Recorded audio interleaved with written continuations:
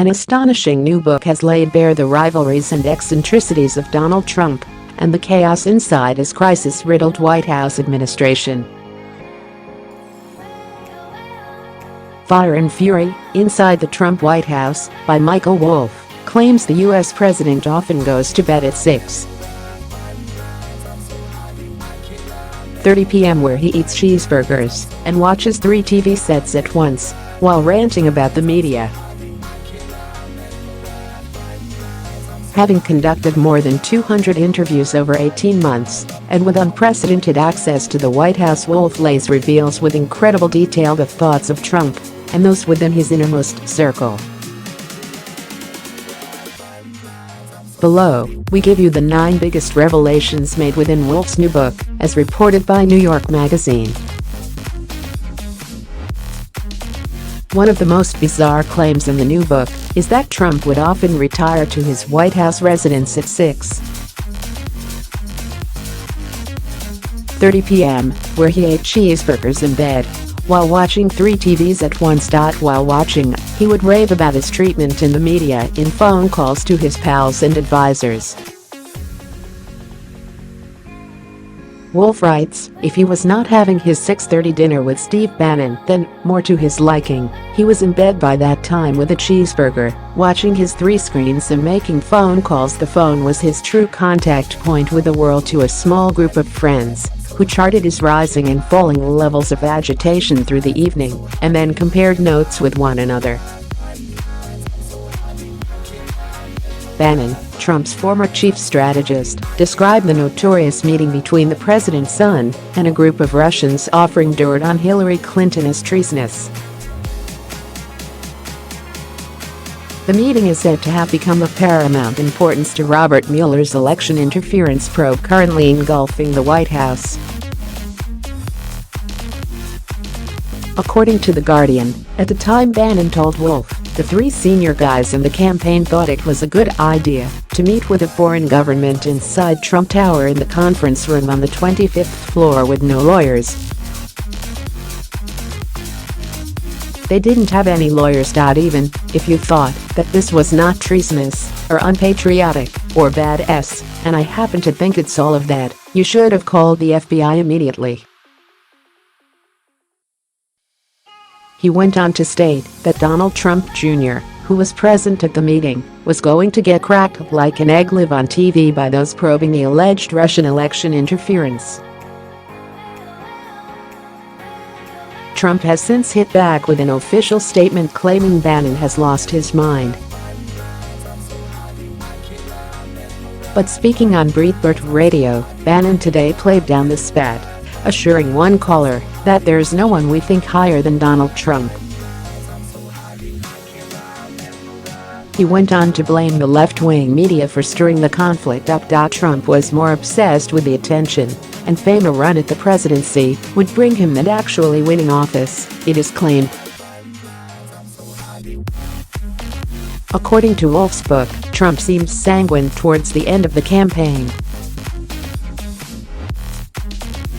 With an eye towards the creation of a new Trump television network, Trump stated, I can be the most famous man in the world. This is bigger than I ever dreamed of. I didn't think about losing, because it isn't losing. We've totally won. Wolff writes, once he lost, Trump would be both insanely famous and a martyr to crooked Hillary. According to Wolff's recounting of events, Trump's actual victory on the night of November 7 came as shock to both the candidate and his wife.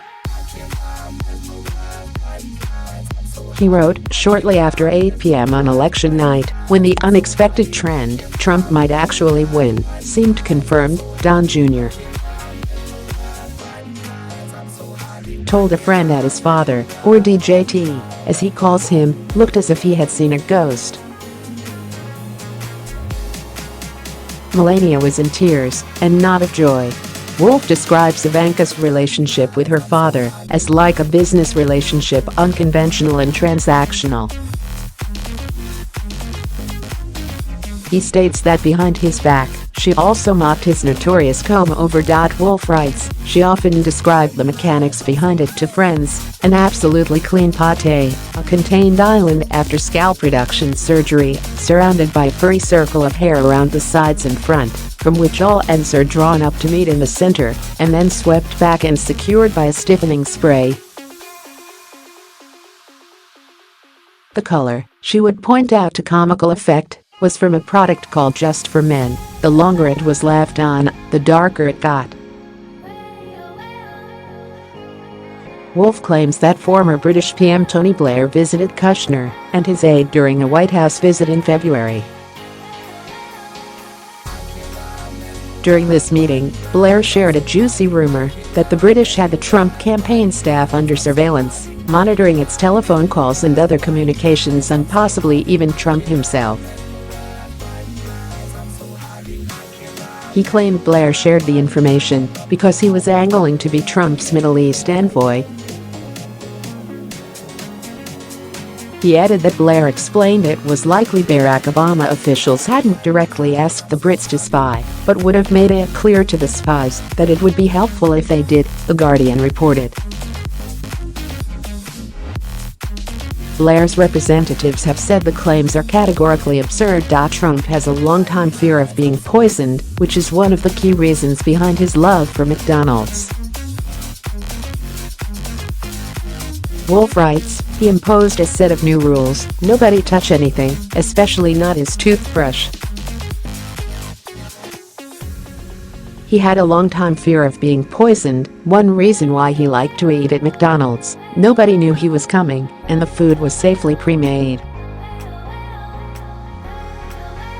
Ivanka Trump wants to be the first female president and has a pact with her husband that she's allowed to run if the opportunity arises, Wolff reports. He writes, balancing risk against reward, both Jared and Ivanka decided to accept roles in the West Wing over the advice of almost everyone they knew. It was a joint decision by the couple, and, in some sense, a joint job. Between themselves, the two have made an earnest deal. If sometime in the future the opportunity arose, she'd be the one to run for president. The first woman president, Ivanka had entertained, would not be Hillary Clinton, it would be Ivanka Trump. Wolff writes that Trump often reprimands staff for cleaning up in his bedroom. He states he would let housekeeping know when he wanted his sheets done, and he would strip his own bed. He reprimanded the housekeeping staff for picking up his shirt from the floor. If my shirt is on the floor, it's because I want it on the floor. We pay for your stories. Do you have a story for the Sun online news team? Email us at tips@thesun.com.